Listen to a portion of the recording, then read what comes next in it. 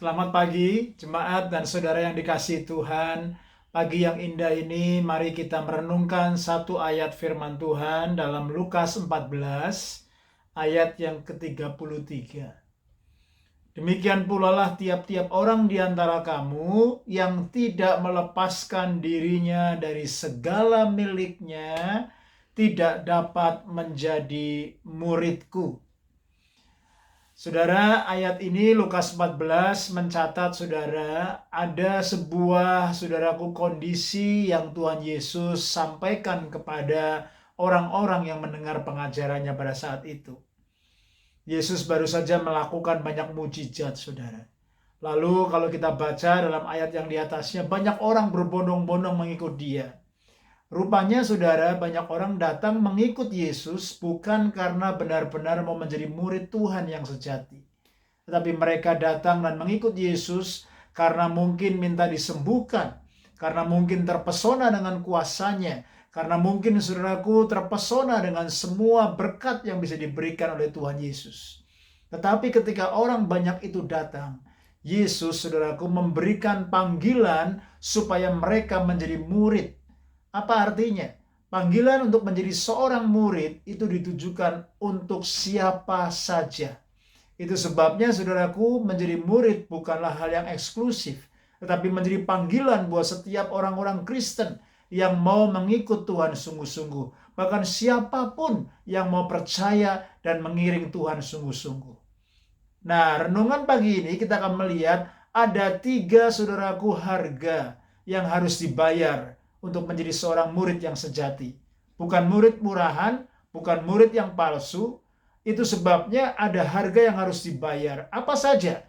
Yesus, saudaraku, membedah saudaraku perikop ini dengan 3 hal, 3 harga yang harus dibayar. Ayat 26, 27, 28, dan seterusnya. Yang pertama, saudaraku, harga pemuridan yang pertama adalah membenci ayah, ibunya, anaknya, saudara-saudaranya. Wow, saudara. Ketika Yesus berkata kepada orang-orang ini, kalau engkau tidak membenci ayahmu, ibumu, anak-anakmu laki-laki perempuan, saudara-saudaramu laki-laki dan perempuan, engkau tidak layak untuk menjadi muridku. Panggilan yang pertama, saudaraku, adalah bukan menjadi arti yang sesungguhnya kita membenci orang tua kita, anak kita, dan saudara kita. Bukan. Tetapi saudaraku, ini adalah sebuah panggilan untuk mengiring Tuhan, mencintai Tuhan, terutama dan yang pertama, saudara. Kalau kita mengasihi Tuhan yang terutama dan pertama, maka hubungan yang lainnya, saudaraku, akan menjadi saudaraku prioritas yang kedua. Tentunya, saudaraku, kalau seorang suami mengasihi Tuhan dengan segenap hati, jiwa, akal budi, dan kekuatannya, pasti suami itu akan mengasihi istrinya.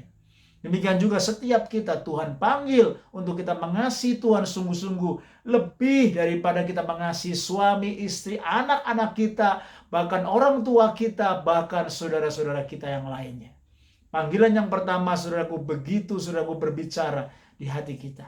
Lalu yang kedua adalah panggilan saudaraku untuk apa? Memikul salib. Ayat yang ke-27 dikatakan, kalau engkau mengikut aku, pikul salibmu setiap hari. Artinya apa? To carry the cross. Nah, salib selalu saudaraku identik dengan 2, yaitu apa? Penderitaan dan kematian. Orang yang mengikut Yesus selalu saudaraku ditantang untuk memikul salibnya setiap hari. Artinya kalau kita mau menjadi murid Tuhan yang sejati, mari siap untuk menderita. Mari siap saudaraku untuk mati terhadap diri kita, terhadap ego, terhadap kedagingan, terhadap ambisi dan kemarahan. Bahkan saudaraku, semua kebutuhan emosional yang mungkin masih ada dalam hidup kita. Mau dihargai, mau dipuji, mau diperhatikan, dan semuanya itu, saudara. Tuhan mau kita banyak berserah kepada Dia. Tuhan mau kita mati terhadap daging dan ego kita. Memikul salib itu bicara, saudaraku, untuk kita benar-benar mau menderita bersama-sama dengan Tuhan Yesus. Lalu yang ketiga, saudaraku, adalah to count the cost. Menghitung dulu anggarannya. Ayat saudaraku yang berikutnya 28-29 dikatakan, mana ada kalau orang mau bangun menara tidak duduk dulu untuk menghitung anggarannya. Jangan-jangan dia nggak bisa selesai. Mana ada raja yang mau berperang, tidak menghitung dulu pasukannya. Mau melawan 20.000, dia punya pasukan 10.000. Kuat atau tidak?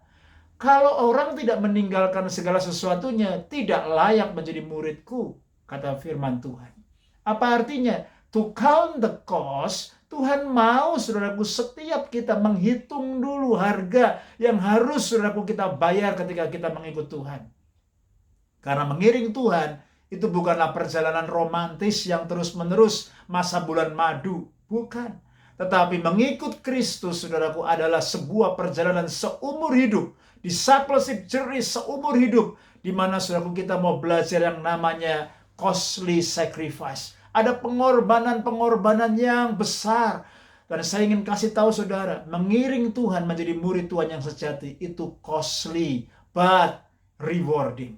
Ada banyak yang harus kita bayar, saudaraku, tetapi mengiring Yesus selalu, saudaraku, mendapatkan sebuah mahkota dan pahala yang luar biasa. Bagaimana dengan hati saya dan saudara hari ini? Ini menjadi perenungan buat saya di hari saya yang spesial ini, dan juga buat setiap saudara. Mari kita terus bertumbuh menjadi murid Tuhan yang sejati. Stay strong and stay blessed.